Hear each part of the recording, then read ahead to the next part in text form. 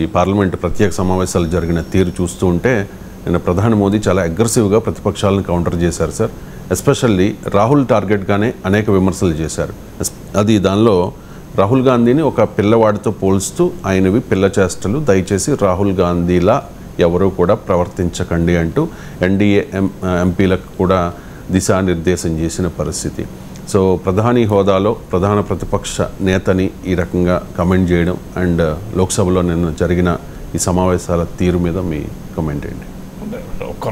అంత వేగ్గా జనరల్గా question answer చేయలేదండి. ఆన్సర్ ఏంటి అంటే అక్కడ ఫండమెంటల్ క్వశ్చన్ రాహుల్ గాంధీ ఓవరాల్గా 2 రోజుల పార్లమెంట్ సమావేశాల తీరు పైన వ్యాఖ్యానించమంటే నేనేం వ్యాఖ్యానించగలను? ఆ పార్లమెంట్లో కొన్ని గంటల పాటు జరుగుతుంది. కానీ క్వశ్చన్ ఏంటి అంటే Rahul Gandhi leader of the అపోజిషన్గా చేసిన తొలి ప్రసంగంలో ప్రభుత్వం పైన తీవ్రమైన అటాక్ చేశారు. దాన్ని ప్రధానమంత్రి నరేంద్ర మోడీ పిల్ల చేష్టలో అన్నాడు. సో ఆ స్పీచ్ నిజంగానే పిల్ల చేష్టలాగా ఉందా? మరి ఆ స్పీచ్లో ఉన్న కంటెంట్, ప్రైమ్ మినిస్టర్ ఇచ్చినటువంటి రెస్పాన్స్, ఈ రెండింటిని మనం పోల్చి చూసినప్పుడు ఆ ఫండమెంటల్ విమర్శ అంటే ఏదైతే రాహుల్ గాంధీని గతంలో పప్పు అన్నారు, ఇప్పుడు పిల్ల చేష్టలో అంటున్నారు. సో ఇది నిజంగానే పిల్ల చేష్టలా అనేది ఫండమెంటల్ క్వశ్చన్, ఎందుకంటే ఆరోపణది కదా. సో ఇక్కడ ప్రధానమంత్రి నరేంద్ర మోడీ నిన్న పిల్ల చేష్టలో అన్నాడు, కానీ మొన్న మాట్లాడుతూ నాకు రాజ్యాంగం నేర్పింది ఏంటంటే లీడర్ ఆఫ్ ద అపోజిషన్ చాలా గంభీరంగా సీరియస్గా తీసుకోవాలి అని నాకు రాజ్యాంగం నేర్పింది అన్నాడు. నెక్స్ట్ డే 24 గంటలు గడవక ముందే లీడర్ ఆఫ్ ద అపోజిషన్ పిల్ల చేష్టలు అన్నాడు. సో మోడీ ఒకరోజు చెప్పిన దానికి రెండవ రోజు చెప్పిన దానికి ఇంత తేడా ఉంటే ఎలా అర్థం చేసుకోవాలి? మొన్ననేమో నాకు రాజ్యాంగం నేర్పింది ప్రతిపక్ష నేతను లీడర్ ఆఫ్ ద అపోజిషన్ సీరియస్గా తీసుకోవాలని, వెంటనే నెక్స్ట్ వితిన్ 24 అవర్స్ ఆయన మాట్లాడింది పిల్ల చేష్టలు, ఆయనలాగా బిహేవ్ చేయకండి అని ఎన్డీఏ ఎంపీలకు చెప్పడం సీరియస్గా తీసుకున్నట్టు అవుతుందా? సో అక్కడ అంటే ఒక లీడర్ ఆఫ్ ద అపోజిషన్ మాట్లాడిన అంశాలపైన ఏంటి అది మీ అభిప్రాయం, అవునా కాదా కౌంటర్ చేయొచ్చు. కానీ వ్యక్తిగతంగా ఒక నాయకుడిని, ఒక రాజ్యాంగబద్ధమైన పదవిలో ఉన్న వ్యక్తిని పిల్ల చేష్టలోని ప్రైమ్ మినిస్టర్ అన్నా తప్పే, లీడర్ ఆఫ్ ద అపోజిషన్ అన్నా తప్పే. సో ఒకవేళ పిల్ల చేష్టలను అంటే అది ఏ రకంగా పిల్ల చేష్టలో కూడా వివరణ ఇవ్వాలి. ఇప్పుడు రాహుల్ గాంధీ మాట్లాడిందులో ఏది పిల్ల చేష్ట అనేది కూడా క్లారిటీగా చెప్పాలి కదా. ఆయన మాట్లాడింది మొదటిది హిందూయిజం వర్సెస్ హిందుత్వ. సో దాన్ని కంప్లీట్గా డిస్టార్ట్ చేశారు, అంటే హిందువుల్ని అవమానించారు, సో హిందువుల్ని హింసావాదులుగా చూపెట్టారు అని భారతీయ జనతా పార్టీ దాన్ని ట్విస్ట్ చేసి ప్రైమ్ మినిస్టర్ స్థాయిలో మధ్యలో ఇంటర్వ్యూలు అయ్యారు. అసలు ఈ 10 ఏళ్లలో బహుశా నాకు తెలిసి ప్రైమ్ మినిస్టర్ ఒక డిబేట్లో ఇంటర్వ్యూన్ అయి రెస్పాండ్ అయిన సందర్భం ఇదే అనుకుంటాను. 2 సార్లు రెస్పాండ్ కావాల్సి వచ్చింది. ఆ రెస్పాండ్ కూడా కంప్లీట్ డిస్టార్షన్ ఆఫ్ ఫ్యాక్ట్స్. మీరు నిన్న మన తెలుగు పత్రికల్లో కూడా వచ్చింది, ఎక్కడన్నా హిందువులను అవమానించారని వచ్చింది ఆ పత్రికల్లో. బీజేపీ ఆర్ఎస్ఎస్ వారు హిందువులుగా చెప్పుకుంటారు, కానీ వారు రోజు అసత్యాలు, హింస, దేశము ప్రబోధిస్తారు అని రాహుల్ గాంధీ చేసిన విమర్శ. దీన్ని మొత్తం హిందూ సమాజాన్ని మీరు అవమానిస్తారా అంటూ వెంటనే మోడీ లేసి వ్యాఖ్యానించాడు. దాంతో హోంమంత్రి ఇతరులకు కూడా అదే మాట అందుకున్నారు. ఒక ప్రధానమంత్రి స్థాయిలో దేశమంతా చూస్తున్న సమయంలో పార్లమెంటు సాక్షిగా చేసిన ప్రసంగాన్ని అంత వక్రీకరిస్తే మరి ఆ వక్రీకరణ ఏమనాలి? మాట్లాడిన వ్యక్తిది పిల్ల చేస్తవుతుందా? వక్రీకరణ చేసిన ప్రధానమంత్రిని గౌరవించాలి కనుక ఏమి అనలేకపోతున్నాం. సో ఇంత ఓపెన్ వక్రీకరణ కదా. ఎక్కడ మనకు ఆ స్పీచ్లో క్లియర్గా కనబడుతుంది. మీరు యూట్యూబ్లో ఎక్కడైనా ఉంటుంది, నా ఛానల్లో కూడా వీడియో ఉంటుంది చూడండి. అందులో క్లియర్గా ఏమన్నాడు, those who claim to be Hindus, అంటే ఎవరైతే హిందువులుగా చెప్పుకుంటారో అంటూ బీజేపీ ఆర్ఎస్ఎస్ గురించి మాట్లాడుతున్న క్రమంలో అన్నాడు. దాన్ని తెలివిగా ఆ బిట్టు 11 సెకండ్ల బిట్ను కట్ చేశారు. అంటే ఎవరైతే హిందువులుగా చెప్పుకుంటారో అని వరకే మొదలుపెట్టారు.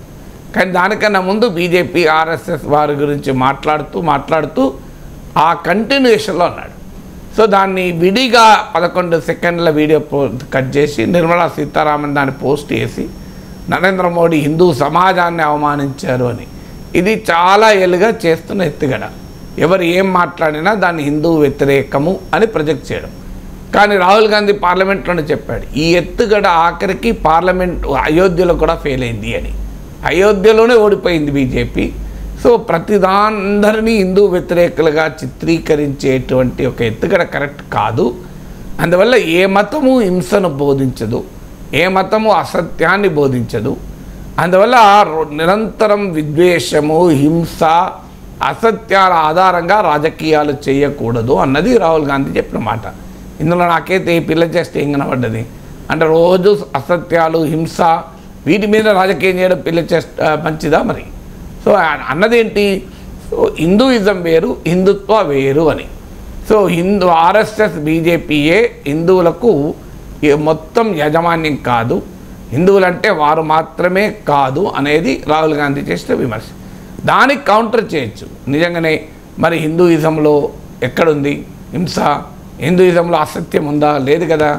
మరి హిందుత్వంలో కూడా లేదు అని చెప్పచ్చు, తప్పలేదు.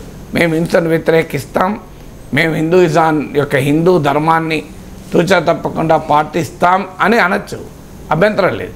కానీ అది పిల్ల చేస్తే ఎట్లవుతుంది? హిందూయిజం, హిందుత్వాల మధ్య ఒక తేడాను చూపుతూ హిందూయిజం అనేది అసత్యాలు, విద్వేషము, హింసను ప్రబోధించదు అని అంటే, నువ్వు హిందువుల్ని హింసావాదులుగా చిత్రీకరించాలని వక్రీకరిస్తే అది ఎలా అవుతుంది? తర్వాత రాహుల్ గాంధీ మాట్లాడింది ఏంటి?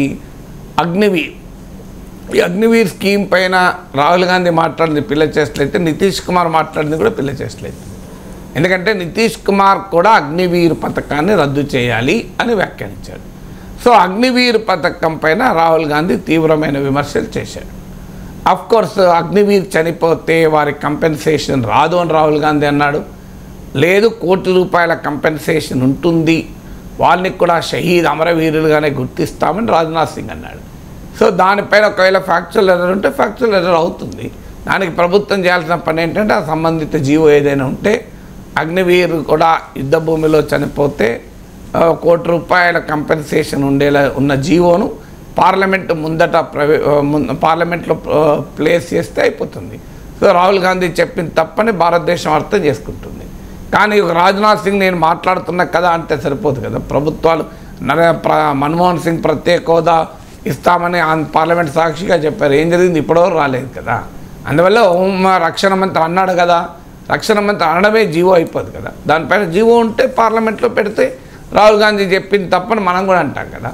సో అందువల్ల అగ్నివీర్ పథకం అనేది మా విధానం కాదు, మేము వ్యతిరేకిస్తామన్నారు. సో అగ్నివీర్ పథకాన్ని వ్యతిరేకించడం పిల్ల చేస్తే అయితే, అగ్నివీర్ పథకాన్ని నితీష్ కుమార్ కూడా వ్యతిరేకిస్తున్నాడు. మరి నితీష్ కుమార్ కూడా పిల్ల చేస్తవుతారా? సో అందువల్ల ఇక మూడోది ఏమడిగాడు, ఫామ్ లాస్, వ్యవసాయ చట్టాలపైన ఇది రైతులకు వ్యతిరేకము.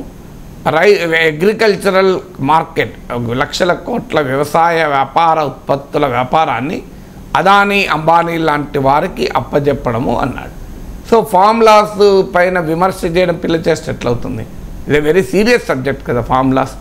అలాగే మీకు నీట్ పరీక్షలు పేపర్ లీక్ల గురించి ప్రస్తావించారు. పేపర్ లీక్ల గురించి ప్రస్తావించడం పిల్ల చేస్తే అవుతుందా?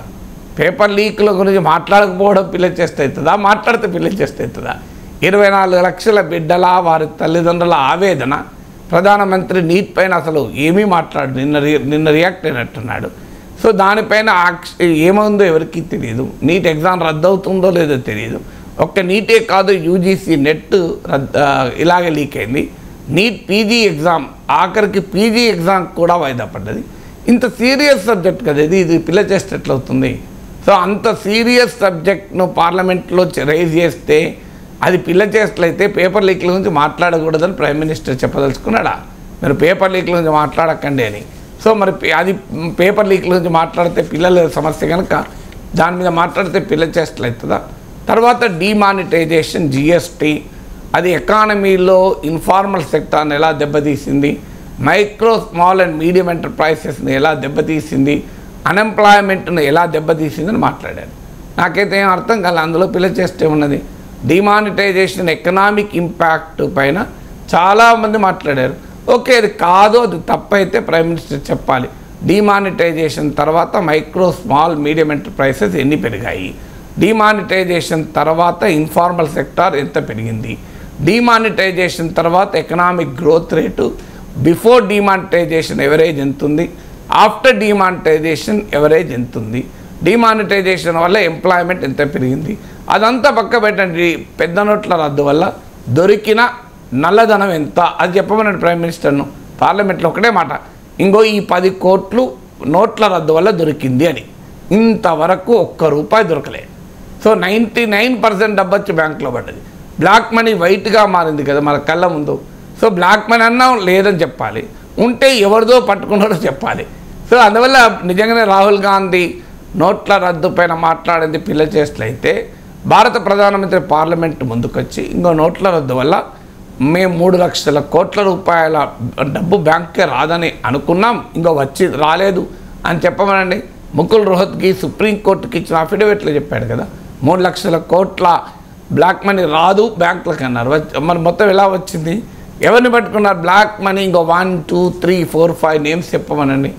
సో డిమానిటైజేషను 3 లక్షల కోట్ల నల్లధనం దొరుకుతుందని చెప్పి 3 కోట్ల నల్లధనం కూడా దొరకకపోతే దాన్ని ప్రశ్నిస్తే అది పిల్ల చేష్టలు ఎలా అవుతుందో నాకు అర్థం కాని అంశం. సో అందువల్ల డిమానిటైజేషన్ గురించి ప్రస్తావించారు. మణిపూర్కు ఎందుకు ప్రధానమంత్రి వెళ్ళలేదు అని అడిగాడు. ఇది పిల్ల చేష్టలు అవుతుందా? మణిపూర్ భారతదేశంలో భాగం కాదా మీకు? అక్కడ జాతుల మధ్య మారణహోమం జరిగితే మణిపూర్కు ఒక కాన్ఫిడెన్స్ ఇవ్వచ్చని. ఒక భారత క్రికెట్ టీం ఓడిపోతే వెంటనే ప్రైమ్ మినిస్టర్ వెళ్ళి గ్రౌండ్లోకి కూడా వెళ్ళి క్రికెటర్లను కలిసి విశ్వాసాన్ని కల్పిస్తారే. అంటే ఒక భారత క్రికెట్ టీం ఓడిపోతే వారికి ఉపశమనాన్ని ఇచ్చి వారికి ఓదార్చగలిగేటువంటి ఒక కంపాషనేట్ ప్రైమ్ మినిస్టర్ వేల మంది ఉచకోతకు గురైనటువంటి లక్షల మంది నిరాశ్రయులైనటువంటి మణిపూర్కు వెళ్ళి ప్రజలకు ఎందుకు ఉపశమనం కల్పించాడు? ఇది కదా అడుగుతున్నది. ఇలా పిల్ల చేస్తే ఏమున్నది? క్రికెట్ టీం కన్నా ఇచ్చిన గౌరవం కూడా మణిపూర్కి ఇవ్వరా?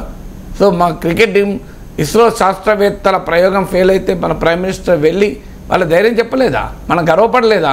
ఇలాంటి ప్రైమ్ మినిస్టర్ ఉండాలయ్యా, చూడు సైంటిఫిక్ కమ్యూనిటీ ఒక పెద్ద వైఫల్యం తర్వాత కాన్ఫిడెన్స్ క్రియేట్ చేసి నెక్స్ట్ టైం మళ్ళీ విజయానికి కారణమయ్యారని అప్రిషియేట్ చేశాం కదా. సో అందువల్ల ఇప్పుడు కూడా పార్లమెంట్లో ఏమడుగుతున్నారు రాహుల్ గాంధీ? అయ్యా మీరు మణిపూర్ వెళ్ళి మణిపూర్ ప్రజలకు విశ్వాసం కల్పించండి. మీరు వెళ్ళరు అని చాలాసార్లు నుంచి అడుగుతున్నారు. దానికి పరిష్కారం ఏంది? వెళ్ళడమే కదా. వెళ్ళకపోవడం పిల్ల చేష్టలు అవుతుందా? వెళ్ళలేదు అని అడగడం పిల్ల చేష్టలు అవుతుందా? దేశ ప్రధానమంత్రి మణిపూర్కి వెళ్ళకపోవడం న్యాయమా? మీరు ఇంత జరుగుతున్నా కదా. ఒక క్రికెట్ టీము క్రికెట్ మ్యాచ్లో ఓడిపోతే రియాక్ట్ అయ్యే ఉంటుంది.